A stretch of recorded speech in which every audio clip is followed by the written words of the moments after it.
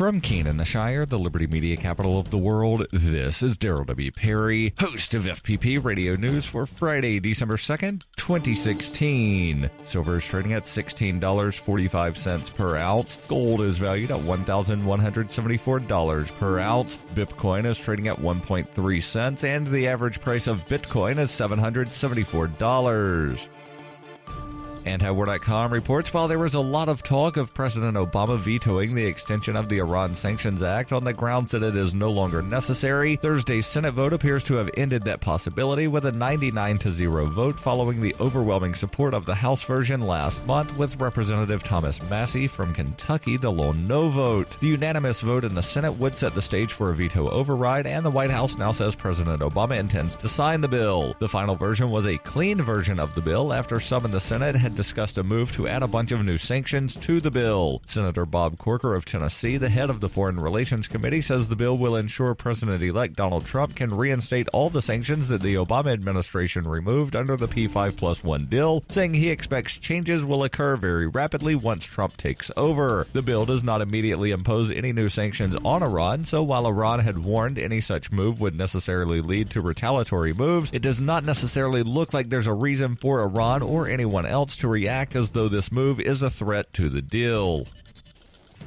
When you hear the word lobbyist, you probably think about greedy corporations, but not all lobbyists are the same. Some are fighting for the freedoms you hold dear. Liberty Lobby LLC is doing just that in New Hampshire, working hard to represent you, not some special interest group. You can help by going to libertylobby.xyz, where your contribution will give us the tools we need to ensure that your voice is heard. Visit libertylobby.xyz today to find out more.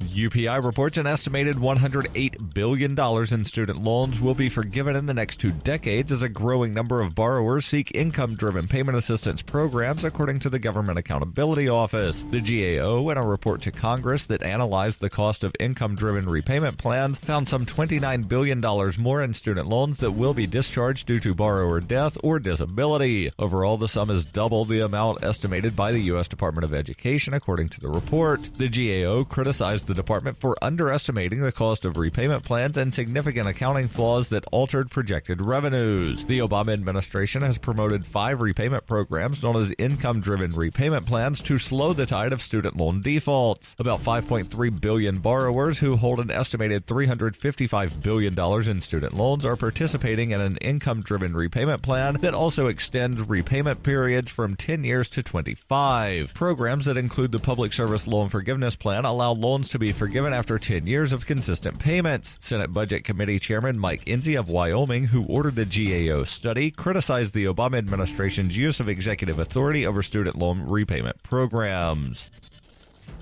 For nearly 40 years, Roberts & Roberts Brokerage has been a trusted source for buying and selling precious metals like gold and silver. They also take Bitcoin for precious metal purchases and have permanently removed the minimum purchase amount for all orders paid in the digital currency. Call Roberts & Roberts today for knowledgeable advice on buying and selling precious metals and a forward-thinking approach to new technologies. 800-874-9760 or visit online at rrbi.co.